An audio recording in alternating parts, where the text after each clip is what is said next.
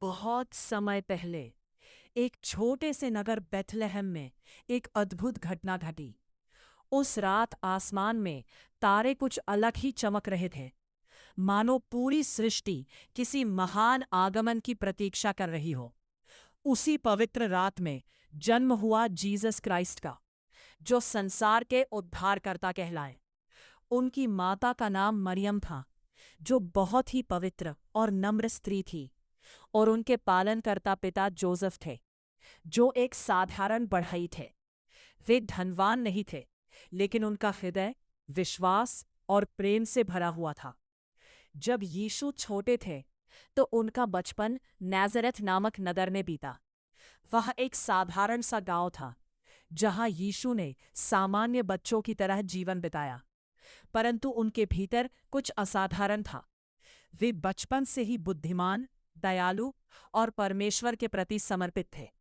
जैसे जैसे वे बड़े हुए, उन्होंने लोगों को सिखाना शुरू किया। उनका मुख्य संदेश बहुत ही सरल लेकिन गहरा था। प्रेम करो, क्षमा करो और सच्चाई के मार्ग पर चलो।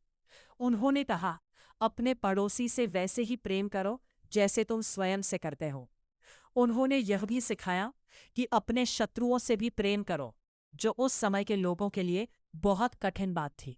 यीशु ने केवल शब्दों से ही नहीं, बल्कि अपने कर्मों से भी प्रेम और दया का उदाहरण दिया। उन्होंने बीमारों को चंगा किया, दुखियों को सांत्वना दी और पापियों को नया जीवन दिया। उनका जीवन इस बात का प्रमाण था कि सच्चा प्रेम कैसा होता है। धीरे धीरे उनके अनुयायी बढ़ने लगे और उनका संदेश दूर दूर तक फैलने लगा। यही कारण है कि आज वे क्रिश्चियनिटी धर्म के केंद्र में हैं। दुनिया भर में करोड़ों लोग उन्हें अपना उद्धारकर्ता और मार्गदर्शक मानते हैं। लेकिन उनका जीवन केवल चमत्कारों और शिक्षाओं तक सीमित नहीं था। उन्होंने अपने जीवन का सबसे बड़ा बलिदान भी दिया। उन्होंने मानवता के पापों के लिए अपने प्राण न्यौछावर कर दिए। परंतु उनकी कहानी यही समाप्त नहीं होती, क्योंकि वे फिर जीवित हुए, ये दिखाने के लिए कि सत्य और प्रेम कभी हारते नहीं।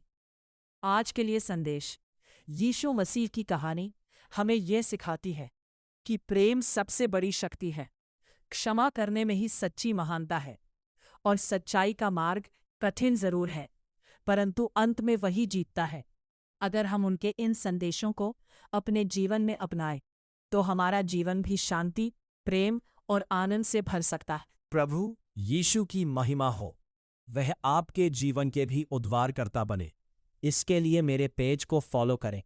यीशु मसीह से प्रार्थना करती हूँ कि वह आप सभी को संभाले। आमीन। जय मसीह की।